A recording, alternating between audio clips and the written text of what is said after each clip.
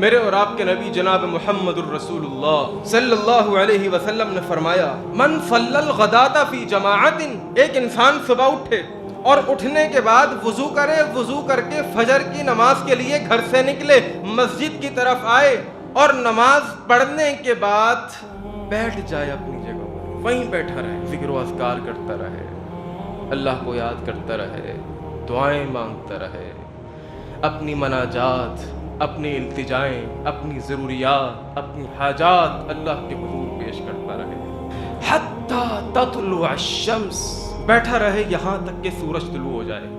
اب جب سورج طلوع ہو گیا، حدیث کے الفاظ ثم صلی رکعتین، اب یہ اٹھنے کے بعد صرف 2 رکعتیں ادا کر لے۔ کتنی رکعتیں جی؟ 2 رکعتیں ادا کر لے۔ اللہ ملے گا کیا؟ فجر کے بعد بڑی نیند آ رہی تھی، دل چاہ رہا تھا گھر میں جا کر کے بیٹھ جاؤں، لیٹ جاؤں، سستا لوں، آرام کر لوں، لیکن وہ کون سا ایسا ثواب ہے جس ثواب کے لیے تو نے ہمیں بٹھا کے رکھا، ذکر و اذکار میں لگا کے رکھا، دعاؤں میں، التجاؤں میں، مناجات میں لگا کر کے رکھا؟ کون سا ثواب ہے؟ اللہ اکبر۔ میرے دوستوں، میرے بزرگوں، میری ماں اور بہنوں، حدیث کے الفاظ کانت لہو کاجر حجۃ وعمرۃ، اے میرے بندے، یہ جو تو نے کچھ وقت نکالا ہے، مسجد میں بیٹھا ہے، دعائیں کی ہیں، مناجات کی ہیں، رویا ہے، گڑ گڑایا ہے، پھر اٹھنے کے بعد 2 رکعتیں پڑھی ہیں، میں تجھے بتاؤں تجھے ملتا کیا ہے؟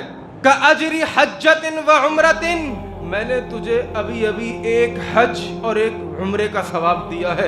اللہ کیا باتیں کر رہا ہے، میں تو اپنے محلے کی مسجد میں آیا ہوں، امام صاحب بھی گھر میں جا کر کے لیٹ چکے ہوں گے، یہ کیا 2 رکعتیں پڑھنے کے بعد مجھے حج کا ثواب مل گیا، مجھے عمرے کا ثواب مل گیا۔ چل ہو سکتا ہے تھوڑا سا ملا ہو، 40% ملا ہو، 50% ملا ہو۔ رب فرماتا ہے نہیں نہیں، تامتن تامتن تامتن، 3 مرتبہ کہتا ہوں تجھے پورا حج کا ثواب دیا ہے۔ جو نہیں جا سکتے حج کے لیے، جن کے پاس وسائل نہیں ہے، اسباب نہیں ہے، ذرائع نہیں ہے، تو وہ بیٹھے بیٹھے وہ حج کا ثواب حاصل کر سکتے۔